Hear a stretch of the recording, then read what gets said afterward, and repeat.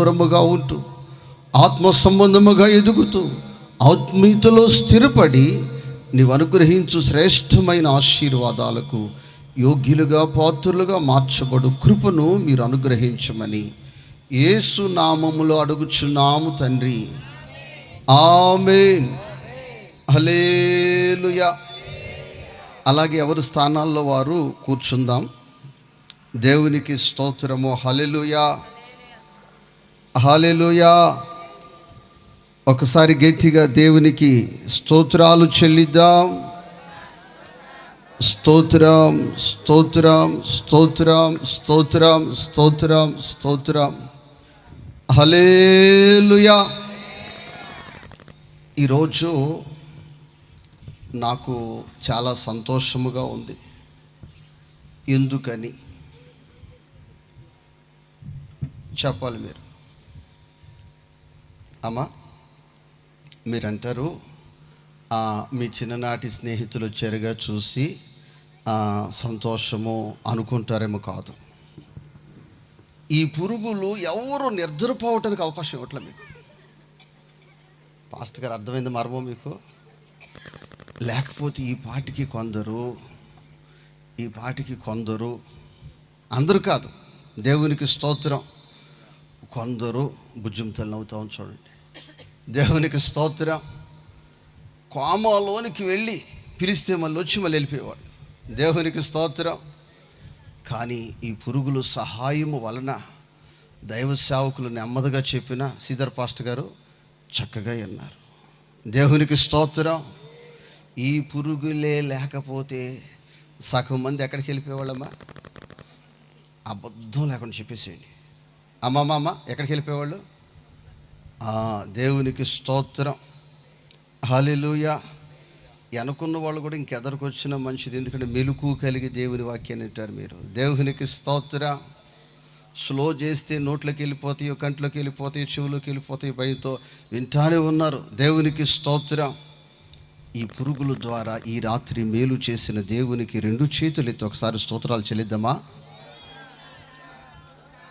హల్లెలూయా. మీరు పాడుతుంటారే, ఏమిచ్చినా నీకే స్తోత్రం వేసయ్యా.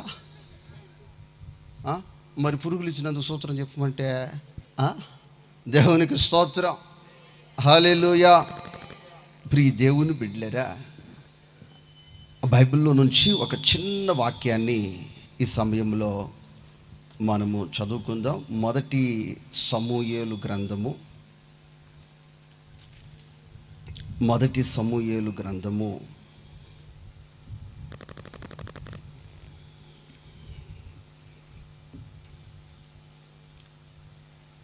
1వ అధ్యాయము 17 వాక్యాన్ని చదవగలిగిన వారు ఒక్కసారి చదువుకుందాం. అంతటి ఏలి, నీవు క్షేమముగా వెళ్ళుము, ఇజ్రాయేలు దేవునితో నీవు చేసుకొనిన మనవిని ఆయన దయచేయునుగాక. దేవునికి స్తోత్రం. ఇంకా మనము చూసినట్లయితే నీవు కృప పొందావు అని అంటాడు. దేవునికి స్తోత్రం. నా ప్రియ దేవుని బిడ్డలారా, ఆమె ఏటేటా దేవుని మందిరానికి వచ్చే అనుభవాలలో ఉంది.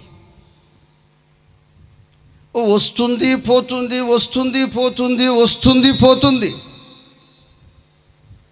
కానీ ఆమె సమస్య ఆమెతోనే ఉంటుంది. ఆమె సమస్య ఆమె ఇంట్లోనే ఉంటుంది. ఆమె సమస్య ఆ బ్రతుకులోనే జీవితాన్ని కొనసాగిస్తుంది.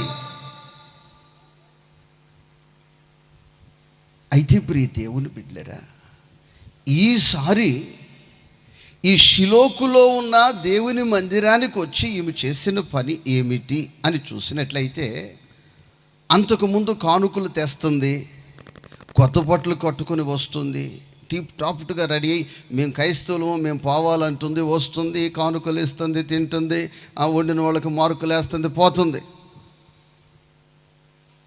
ఈసారి వచ్చి చేసిన పని ఏమిటంటే తమ హృదయమును ఆ యొక్క ప్రార్థనా మందిరములో కుమ్మరించేసిందే.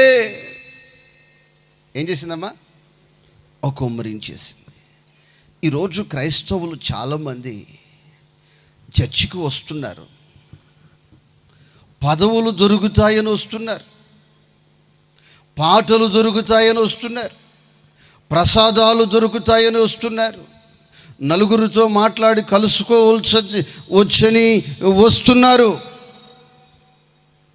వాళ్ళ బ్రతుకులు, వాళ్ళ సమస్యలు, వాళ్ళ యొక్క పరిస్థితులు అలాగే ఉంటున్నాయి.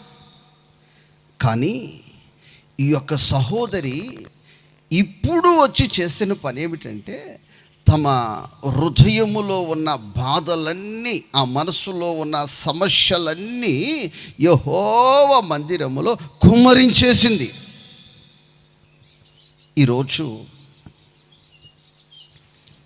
ఒక్కొక్కరికి ఒక్కొక్క విధమైన సమస్య ఉంటుంది. ఆ సమస్య వచ్చినప్పుడు ఆ మానవ హృదయము తట్టుకోలేకపోతుంది. ఒక నింద కావచ్చు, ఒక బలహీనత కావచ్చు, ఒక సమస్య కావచ్చు. దేవునికి స్తోత్రం. హల్లెలూయా, హల్లెలూయా. అయితే మానవునికి ఉన్న నైజం ఏమిటంటే అతడు నిందింపబడి ఉన్నా, బాధించబడి ఉన్నా, కష్టపడుతూ ఉన్నా, శ్రమపడుతూ ఉన్నా ఆ హృదయములో ఆ యొక్క బాధను, ఆ మనస్సులో ఆ యొక్క వేదనను ఎవరికైనా చెప్పుకోవాలని ఆశపడతారు. చెప్పుకోవాలని ఏమిటారు? ఆశపడతారు. నేను చాలా ఈ గడిచిన వారమంతా ఆర్థికంగా బాధపడ్డాను, అనారోగ్యంతో బాధపడ్డాను, శత్రువు ద్వారా పడుతున్నాను, ఇబ్బందుల ద్వారా బాధపడతానని ఎవరికైనా చెప్పాలని ఆశపడతారు. వారికి సంబంధించిన వారు వచ్చినప్పుడు ఈ విషయాలన్నీ వారితో, పాస్టర్ గారు ఏం చేస్తారు, ఈ విషయాలన్నీ వాళ్ళతో పంచుకుంటారు, చెప్పేస్తారు. అందరితో చెప్పరు. వీధిలో వెళ్ళే వాళ్ళందరితో నా చేతిలో రూపాయలు లేదని చెప్తారా? బస్ స్టాండ్లో కనిపించిన వాళ్ళందరూ కూడా నాకు రోగం ఉందని చెప్తారా? కాదు కాదు. తమ స్వకీయులతో మాత్రమే మనసు విప్పి మాట్లాడతారు. ఏం చేస్తారమ్మా? మనసు విప్పి మాట్లాడతారు. ఇంకా మరికొందరు కలిస్తే బాగున్నావు అంటే నేను చాలా బాగున్నాను అని చెప్తారు. కానీ లోపల బాధ ఉంటుంది. లోపల ఏముంటుంది? బాధ ఉంటుంది. దేవునికి స్తోత్రం. లోపల సంతోషం, లోపల వ్యాధి ఉంటుంది, పైకి సంతోషంగానే నవ్వుతూనే చిరునవ్వుతూనే కనిపిస్తారు. అయితే ఈరోజు దేవుని ప్రజలు చేస్తున్న పని ఏమిటంటే ప్రాణప్రియుడైన ప్రభు దగ్గరికి వచ్చినప్పుడు, ప్రాణేశ్వరుడైన ప్రభు దగ్గరికి వచ్చినప్పుడు వాళ్ళ విషయాలన్నీ దాచిపెట్టి, వాళ్ళ విషయాలన్నీ నాకు పాటిస్తారా, లేకపోతే ప్రార్థన ఇస్తారా, అసలు నాకు గౌరవిస్తారా, లేకపోతే అసలు నాకు కుర్చీ ఇస్తారా, నన్ను కూర్చోబెడతారా, నాకు కూల్ డ్రింక్ ఇస్తారా, అసలు నాకు ఇక్కడ మర్యాద ఉందా లేదా, అసలు ఈ సహవాసంలో, ఈ చర్చిలో, ఈ మినిస్ట్రీలో నాకు అసలు పేరుందా లేదా, అసలు మర్యాద ఉందా లేదా అని చూసుకునేవారు కూడా లేకపోవాలి. దేవునికి స్తోత్రం. ఇది మర్యాదలు చూపించుకునే మందిరము కాదు. దేవునికి స్తోత్రం. నాకెంత విలువ ఉందో చెక్ చేసుకోవాలి అనుకునే మందిరము కాదు ఇది షిలోకు ప్రార్థనా మందిరము. ఈ ప్రార్థనా మందిరములో నీ హృదయములోని వేదన, నీ హృదయములోని బాధలు, నీ కుటుంబములో ఇబ్బందులు, వేధించబడుతున్నా, శోధించబడుతున్నా, శ్రమ పెట్టబడుతూ ఉన్నా నీ హృదయములో వేదనంతా కుమ్మరించు స్థలం. కొడు చప్పట్ల హల్లెలూయా, హల్లెలూయా. నువ్వు ఇక్కడ కుమ్మరించి ఇవ్వాల్సినవి ఇక్కడ కుమ్మరించుకోకుండా నీ స్నేహితుల దగ్గర, నీ బంధువుల దగ్గర, ఇరుగు పొరుగు వారి దగ్గర అది నువ్వు కుమ్మరిస్తే అది నీకు శాపముగా మారుతుంది. ఎలా మారుతుందమ్మా? శాపంగా మారుతుంది. ఇప్పుడు ఈ అబ్బాయి ఉన్నాడు, ఈ అబ్బాయి ఇక్కడికి వచ్చి కుమ్మరించుకోకుండా అక్కడ అబ్రహాం గారి దగ్గరికి వెళ్ళి నాకు కరెక్ట్గా 3 వారాల నుంచి జలుబు తగ్గట్లేదు, తుమ్ములు తగ్గట్లేదు, దగ్గు తగ్గట్లేదు అని ఆయనతో చెప్పాడు అనుకో, ఆయన వెంటనే మాస్క్ వేసుకుని ఏం చేస్తాడు, వీడికి అందుకోకుండా సరేశ్వర గారు ఆయన పారిపోతాడు ముందు. దేవునికి స్తోత్రం. ఏమైపోతాడు ఏంటంటే నిశ్చయముగా వీడికి కరోనా కన్ఫర్మ్. ఇక చర్చ ఎక్కర్లా.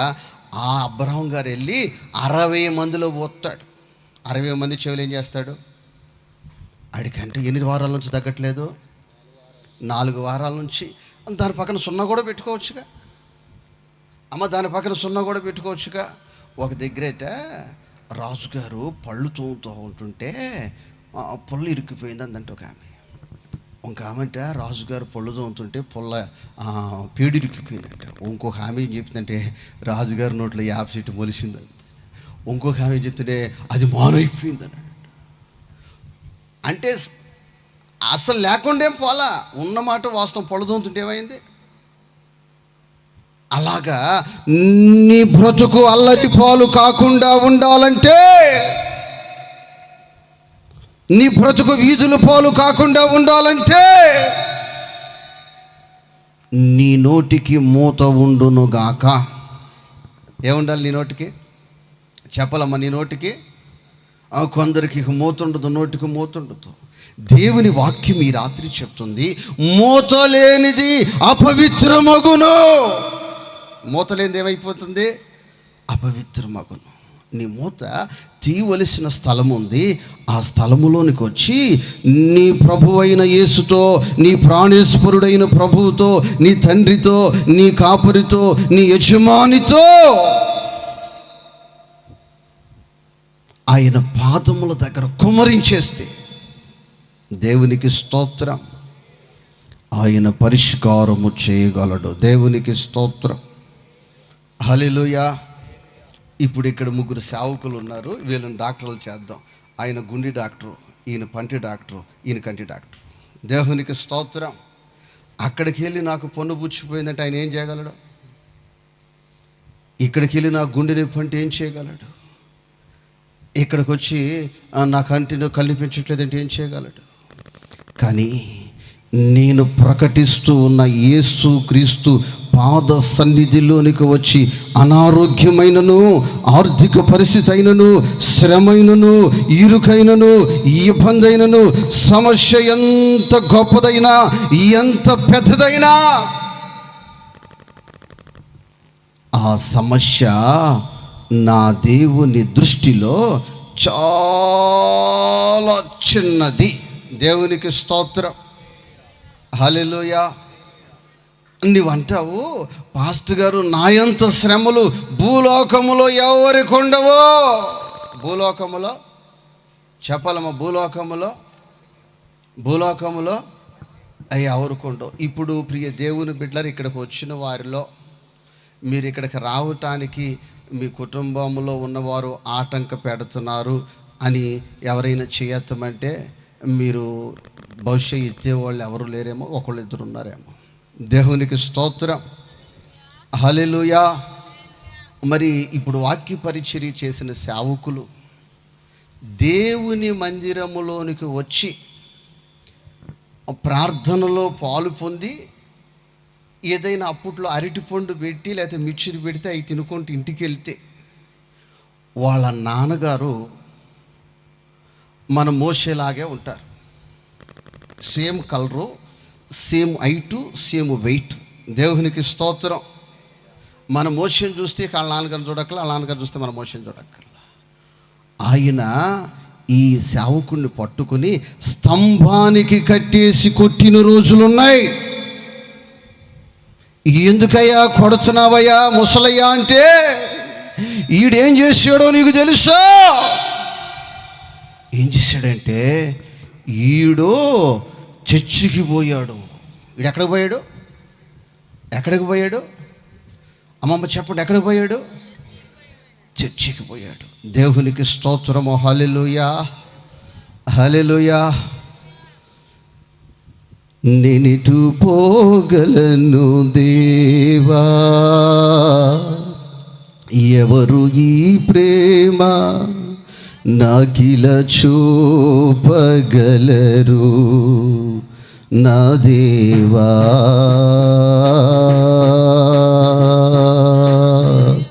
నా దేవా. నిన్ను విడచి నీ ప్రేమ మరచి నేనిటు పోగలను దేవా, ఎవరు ఈ ప్రేమ నాకిల చూపగలరు నా దేవా. హల్లెలూయా. అయితే సర్వేశ్వరరావు గారు ఎందులో పడ్డాడు చెప్తలే? ఎందులో పడ్డాడు? యేసయ్య ప్రేమలో పడిపోయాడు. ఎక్కడ పడిపోయాడమ్మా? యేసయ్య ప్రేమలో పడిపోయాడు. అలా కొడుతూ అలా సాగుతున్న దినాల్లో లేక వాళ్ళ నాన్నగారు ఒక సైకిల్ కొనుక్కున్నాడు. ఆ రోజుల్లో రాయల్ ఫీల్డ్, ఇన్ఫీల్డ్, బుల్లెట్తో సమానం సైకిల్ ఉందంటే దేవునికి స్తోత్రం. వాళ్ళ నాన్న పగలంతా పనిచేసి బయలుదేరి మేస్త్రి అలిసిపోయి పడుకుంటే ఈ సర్వేశ్వరరావు గారు చల్లగా ఆ సైకిల్ బయటికి లాక్కొచ్చి ప్రార్థన కూటానికి వేసుకొచ్చేసాడు.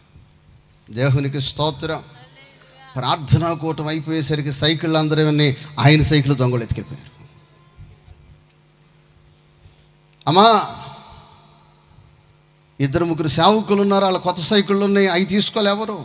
ఇంకా మిగతా వాళ్ళ సైకిల్ ఉన్నాయి, ఆ సైకిల్ తీసుకోలే. ప్రత్యేకముగా సెలెక్ట్ చేసుకుని ఆ సైకిలే ఎత్తుకుని వెళ్ళిపోయారు. దేవునికి స్తోత్రం.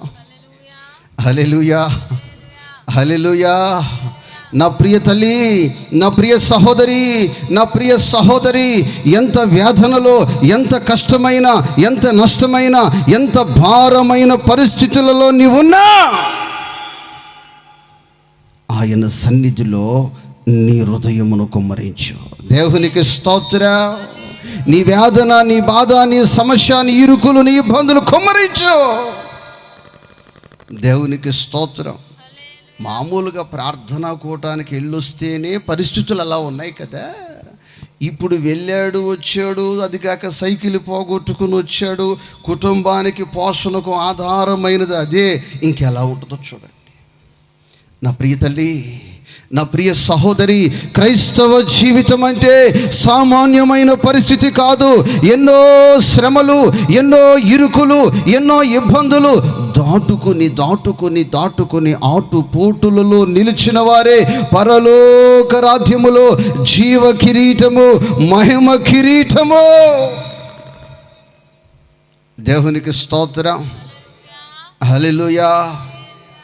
నా ప్రియ తల్లి, నా ప్రియ సహోదరి, నా ప్రియ సహోదరుడా, ఆ యొక్క సర్వేశ్వరరావు గారి శ్రమలన్నీ కూడా ఆ చిన్నతనములో అనుభవించేసాడు. ఇప్పుడు ఎలా ఉన్నాడంటే హ్యాపీగా ఉన్నాడు. దేవునికి స్తోత్రం. హల్లెలూయా. ఎలా ఉన్నాడు? హ్యాపీగా ఉన్నాడు.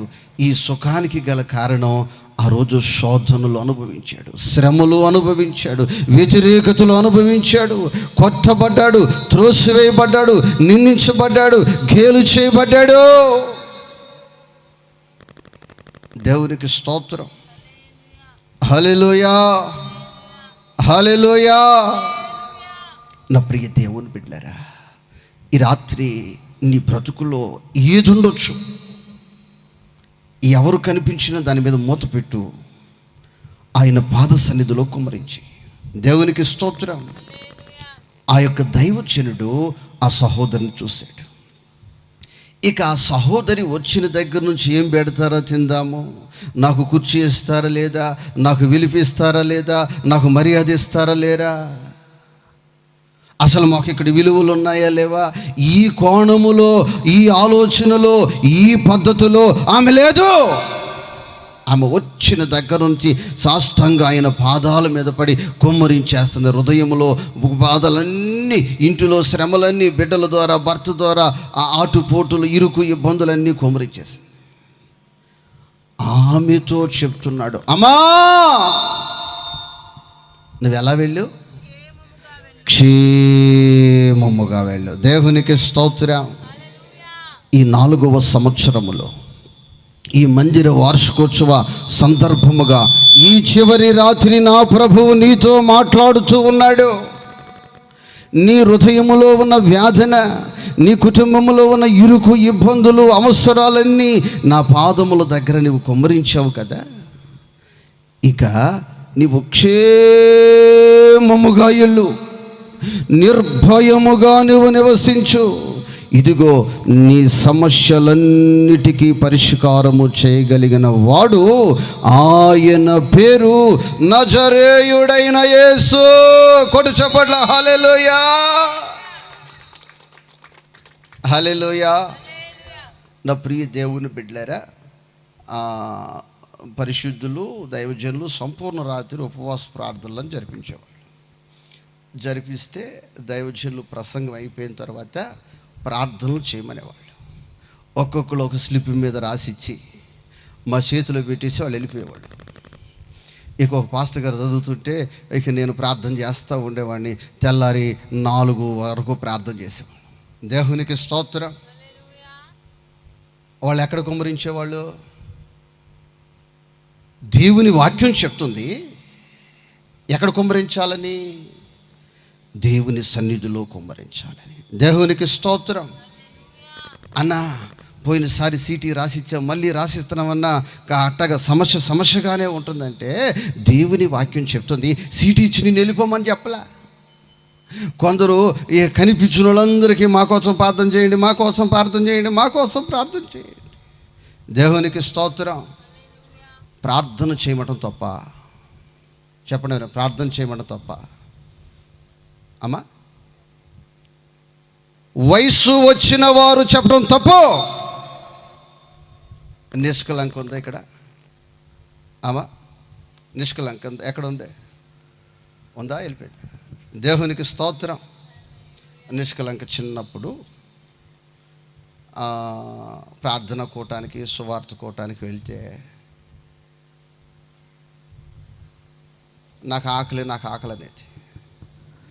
నాకు ఆకలి అంటే పాస్టర్మో నేను ఆ యొక్క కూడికి ఎవరైనా పెట్టుకుంటే వాళ్ళని, లేకపోతే సువార్తకి వెళితే ఇక బిడ్డ ఆకలి అంటుంటే ఇంకెవరైనా అడిగిన రోజులు ఉన్నాయి. నేను అమ్మ కొద్దిగా అన్నం పెట్టుతాలంటే వాళ్ళు అన్నం పెడితే ఆ బిడ్డకు పెట్టుకున్న రోజులు ఉంది. ఆ వయసు ఏ వయసు? చిన్న వయసు. అడిగి ఆ బిడ్డకు పెట్టేవాళ్ళం. ఇప్పుడు పరిస్థితి ఏంటంటే అసలు మాకు తెలియకోకుండానే అక్కడికి వెళ్ళి చక్కగా వాళ్ళతో మాట్లాడి అక్కడే తినేసేసి మూదురుసుకుని బయటకు వచ్చేస్తాం. మాకు తెలియకుండానే జరిగిపోతుంది. దేవునికి స్తోత్రం. అప్పుడు చిన్న బిడ్డ, ఇప్పుడు చిన్న బిడ్డ కాదు. నీకు వయస్సు వచ్చింది, నువ్వు పాలు విడిచావు, ఇంకా పాలు త్రాగే వ్యక్తిగా నీవు లేవు. ఇప్పుడు ఒక స్థాయికి, ఒక స్థితికి వచ్చావు. ఇన్ని సంవత్సరాల నుంచి దేవుని వాక్యం వింటున్నావు, ఇన్ని వార్షికోత్సవాలు జరిగాయి. ఈ రాత్రి నా దేవుడు చెప్తున్నాడు, నీ హృదయాన్ని నా పాదముల దగ్గర కుమ్మరించు. దేవునికి స్తోత్రం. ఇప్పుడు ఒక్కసారిగా ఒక వస్తువు ఇలా తిప్పేసామనుకోండి, ఉన్నవన్నీ అందులో పడిపోతాయి. దేవునికి స్తోత్రం. అలాగే చిన్న సమస్య, పెద్ద సమస్య, ఆ సమస్య, ఈ సమస్య మొత్తం నా ప్రభువుకి చెప్పేయి.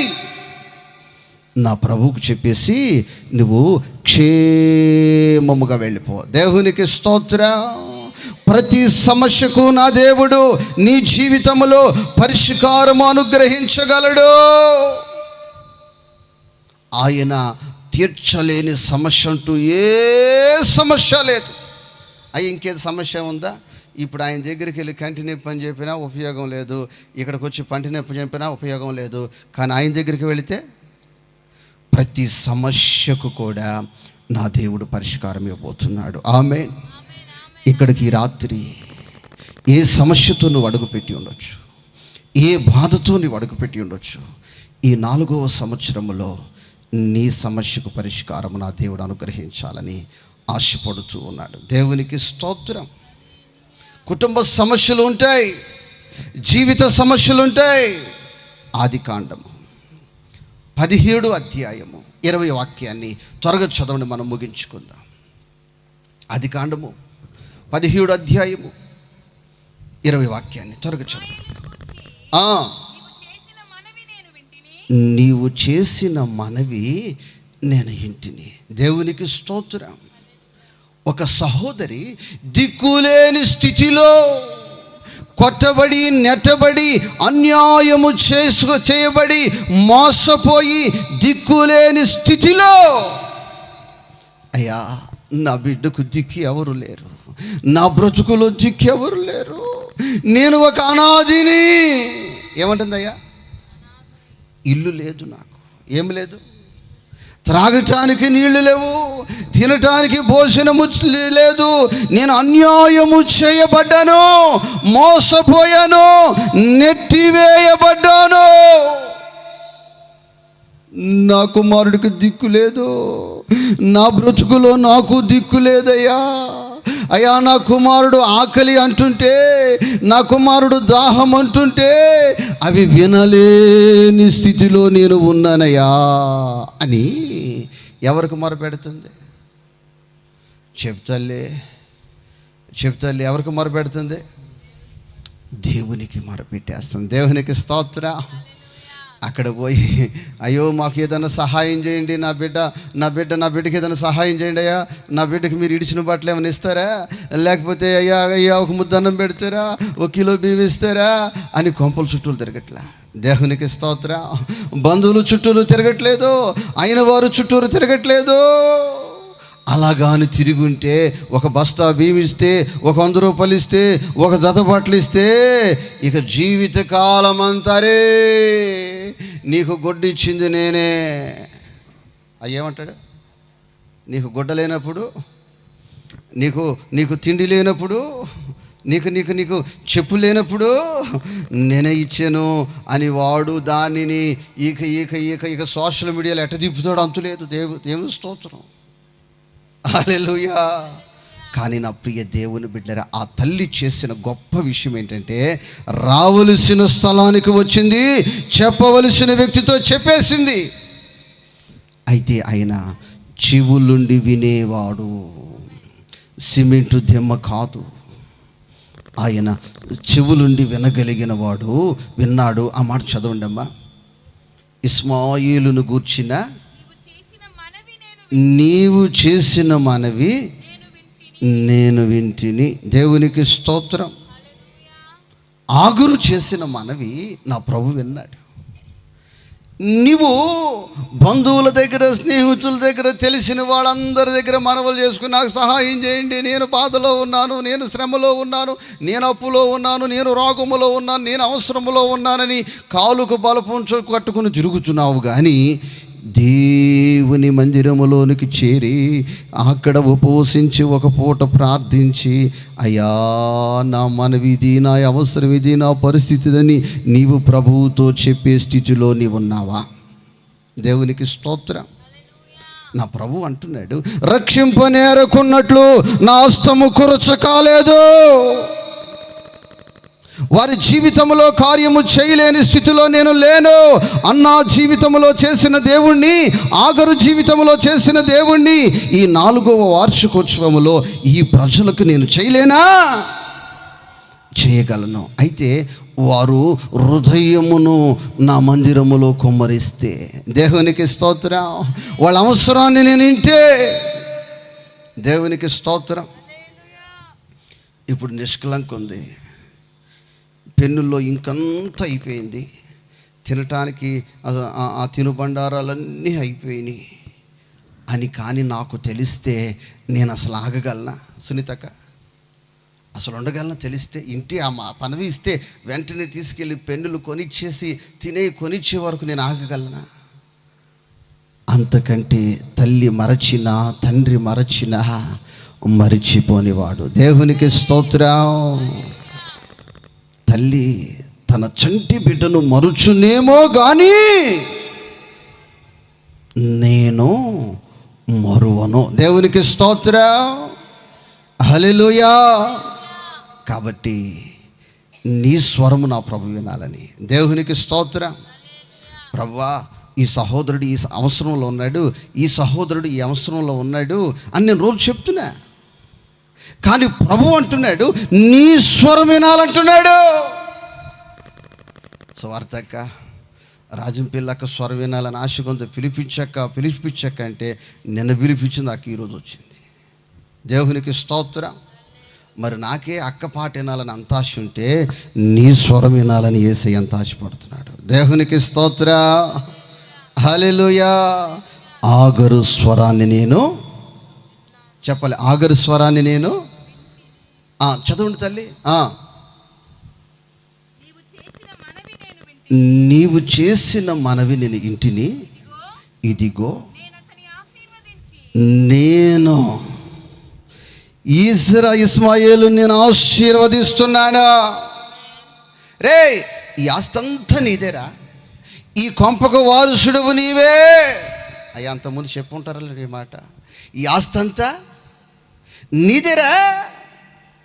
ఆడు కూడా అప్పుడు ఏమనుకున్నాడంటే, ఎంత గారం పోయి ఉంటాడో, ఇక ఈ పశువులు నాయే, ఈ మందులు నాయే, ఈ బంగ్లా నాదే, ఇదే ఆస్తులు నాయే అని తల్లి పిల్ల కూడా అసలు భూమి మీద నడుస్తుంటా అనుకుంటున్నాను నేను. దేవునికి స్తోత్రం. హల్లెలూయా.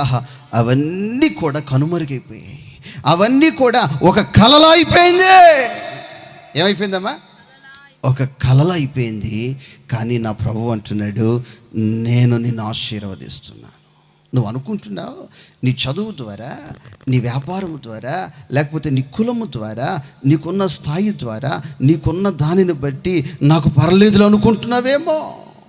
అంతకు ముందు దినాలలో ఈ కుటుంబ పరిస్థితి ఏముందంటే, అబ్రహాము ఆస్తులకు దిక్కు అయ్యా ఎవరో అనుకున్నారు. కానీ పరిస్థితులు తారుమారైపోయాయి. తెల్లవారితే పరిస్థితి ఏమవుతుందో నీకు తెలియదు. కానీ నా ప్రభు అంటున్నాడు, చేయ విడువని వాడు ఉన్నాడు. చేయ పట్టుకుని ఆగరుతో ఎన్నో ప్రామిసులు వాగ్దానాలు చేసిన వారు కనుమరుగైపోయారు. కానీ నా ప్రభు అంటున్నాడు, ఆగరు, నీ కొడుకు చావడు, గుంటను చీల్చగలను, దాహము తీర్చగలను, అతన్ని ఆశీర్వదించగలను. ఆమేన్. శామ్యూయేలుని ఆశీర్వదించిన దేవుడు ఆగరు కుటుంబాన్ని, ఆగరు కుమారుని ఆశీర్వదించిన దేవుడు ఈ 4వ వార్షికోత్సవంలో నీ కుటుంబాన్ని, నీ బిడ్డలను ఆశీర్వదించాలని ఆశించిన రాత్రి ఈ రాత్రి అందరూ లేచి నిలిచిన ప్రతి ఒక్కరూ మీ స్వరము మీ ప్రభువుకి వినిపించాలి. మీ స్వరము మీ ప్రభువుకి వినిపించాలి. అమ్మ లేచి నీ స్వరం వినాలని ఆయన ఆశపడుతున్నాడమ్మా. నీ స్వరం వినాలని ఆయన ఆశపడుతున్నాడు. స్వరమినాలని, నీ స్వరం వినాలని ఆయన ఆశపడుతున్నాడు. నీ ప్రార్థన వినాలని ఆశపడుతున్నాడు. నీ హృదయాన్ని ఆయన పాద సన్నిధిలో కుమ్మరించాలని ఆయన ఆశపడుతున్నాడు. కుమ్మరించగలిగితే ఆగరు వలె, కుమ్మరించగలిగితే అన్నా వలె నీ జీవితంలో నా దేవుడు ఇదిగో నిశ్చయముగా కార్యం ప్రారంభించబోతున్నాడు. ఈ రాత్రి కార్యము ప్రారంభించు రాత్రి. ఈ రాత్రి నీ బ్రతుకులో కార్యము ప్రారంభించు రాత్రి. రికబా శరాలకబా థిరా థిరా థిరా థిరాల బాబా బాబా రికబరాల శరాలకబా థిరాలబా రికబరాల బాబా బాబా బాబా బాబా రికబా థిరా థిరా థిరా థిరా థిరాల బాబా బాబా. స్వరమినాలని స్వరమినాలని రాజా యేసు రాజా. అందరూ రాజా యేసు రాజా, రాజా యేసు రాజా. నీ సన్నిధే పెన్నిది దేవా, నీ సన్నిధే పెన్నిది దేవా. పరుగున వచ్చా చూడాలని, పరుగున వచ్చా నిన్ను చూడాలని. స్వరం వినాలని, నీ స్వరం వినాలని, ఆయన స్వరముని వినిపించిన రాత్రి వినాలని, నీ స్వరం వినాలని, రాజా యేసు రాజా, రాజా యేసు రాజా.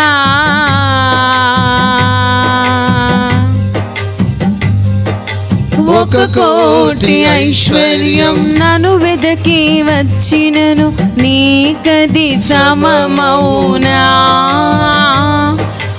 ఒక కోటి ఐశ్వర్యం నన్ను వెదకి వచ్చినను, నీకది సమమౌనా.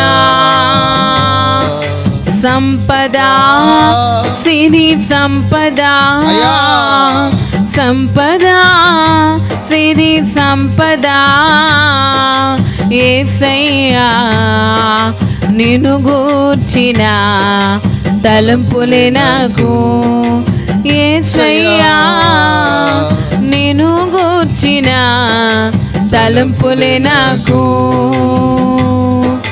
రాజా యేసు రాజా, రాజా రాజా యేసు రాజా. ప్రార్థన చేద్దాం, అందరూ కూడా ప్రార్థన చేద్దాం. నా వ్యక్తిగత సమస్యలు ఎలా ఉన్నాయి, నా ఆర్థిక సమస్యలు ఎలా ఉన్నాయి, నా అనారోగ్య సమస్యలు ఎలా ఉన్నాయి, అన్న జీవితంలో చేసిన కార్యమును నా ప్రభువా నా జీవితంలో జరిగించండి. ఆగరు జీవితంలో చేసిన కార్యమును నా జీవితంలో జరిగించండి ప్రభువా అంటూ అందరూ ప్రార్థనలోకి వెళ్తాం. అన్న జీవితంలో చేసిన కార్యం చాలా గొప్పదయ్యా. ఆగరు జీవితంలో చేసిన కార్యము చాలా గొప్పదయ్యా. మరి నా జీవితంలో నువ్వు ప్రారంభిస్తున్న విధానాన్ని బట్టి నీకు స్తోత్రాలు. నా స్వరం ఈ రాత్రి నీకు వినిపిస్తున్నానయ్యా అంటూ నీ స్వరం ఆయనకు వినిపించేటట్లు ప్రార్థించు బిగ్గరగా, ప్రార్థించు బిగ్గరగా, దిక్కులు చూడక ప్రార్థించు బిగ్గరగా, ప్రార్థించు బిగ్గరగా.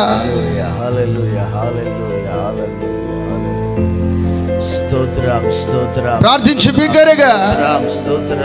అన్న ప్రార్థన ఎన్నవాడా, ప్రార్థన ఆలకించువాడా, మా యేసయ్యా మీకు స్తోత్రాలు వందనాలు చెల్లిస్తున్నాను ప్రభువా. ఎంతైనా నీవు గొప్ప దేవుడవు, నమ్మదగిన దేవుడవు ప్రభువా. అయ్యా కన్నీటిని చూచి దాటిపోయినటువంటి దేవుడవు నీవు. అయ్యా నీ సన్నిధిలో హృదయాన్ని కుమ్మరించేటువంటి వారిని దాటిపోయేటువంటి దేవుడవు కాదు. అన్నాన్ని దాటిపోగా నా జీవితంలో అద్భుతాన్ని చేసిన దేవా. అయ్యా ఆగరు ప్రభువా, దిక్కులేని పరిస్థితుల్లో ఆగరును నీటి ఊటను తీర్చి ప్రభువా బిడ్డను బ్రతికించిన గొప్ప దేవా మీకు స్తోత్రాలు. నీవు చూచేటువంటి దేవుడవు. శ్రమను, ఇబ్బందిని, ఇరుకును, శోధనలు, హృదయ వేదనలు చూసేటువంటి దేవుడు నీవే ప్రభువా.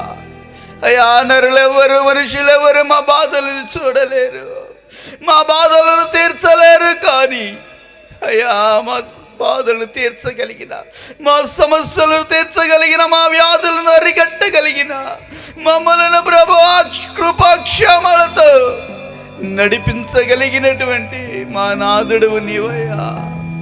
మా నాథుడవు నీవే సయా, మా నాథుడవు నీవే సయా. తండ్రి మీకు వందనాలు, స్తోత్రాలు. చెరుకుడనని బిడ్డలందరినీ చేతులకు అప్పగిస్తూ ఉన్నాము ప్రభువా. అయ్యా ఎవరు ఏ బాధతో, ఎవరు ఏ ఇబ్బందితో, ఎవరు ఏ రోగముతో ఈ రాత్రి నీ సన్నిధిలో ప్రార్థిస్తున్నారు, ఎవరు వారి స్వరాన్ని నీకు వినిపిస్తున్నారు, ఆ స్వరాన్ని శ్రద్ధగా ఆలకించయ్యా.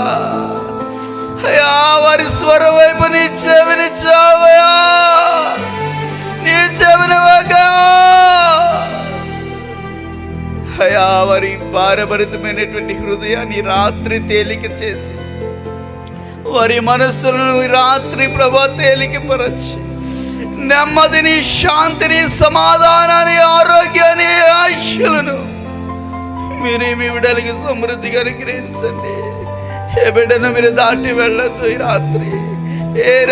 ఏ బిడ్డను దాటి వెళ్ళొద్దు ప్రభువా, దాటి వెళ్ళొద్దు ఈ రాత్రి. నీ బిడ్డలందరినీ నీ కడగల హస్తాలతో ప్రభువా దీవించండి. తప్పకుండా నీ ఘనమైన కార్యాలు జరిగించి నీ బిడ్డలను ఆశీర్వదించి అయ్యా, ఉన్నతమైన భవిష్యత్తులు, ఉన్నతమైనటువంటి పరిస్థితులు ప్రతి బిడ్డ కలిగి నీ సన్నిధిలో సజీవ సాక్షులుగా నిలబడగలిగినటువంటి కృపతో నింపండి. నీ మందిర సమృద్ధి చేత ప్రతి ఒక్కొక్కరు తృప్తిపరచబడేటువంటి కృపతో ప్రతి ఒక్కొక్కరిని నింపుదువుగాక.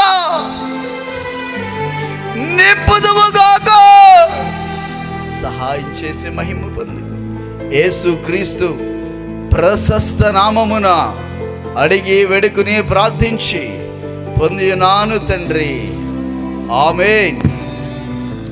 మన తండ్రి అయిన దేవుని కృపయు, కుమారుని యొక్క పరిశుద్ధతయు, పరిశుద్ధాత్మక అన్యోన్య సహవాసం ఇప్పుడు ఎల్లప్పుడూ సదాకాలము సకల కోటి పరిశుద్ధులకు చేరి వచ్చిన ప్రతి ఒక్కరికి, వాక్య పరిచర్య చేసిన దైవజనులకు, దూర ప్రాంతం నుంచి చేరి వచ్చిన విశ్వాసులకు ఆయన కృప సదాకాలము తోడయుండి ముందుకు నడిపించును గాక. ఆమేన్.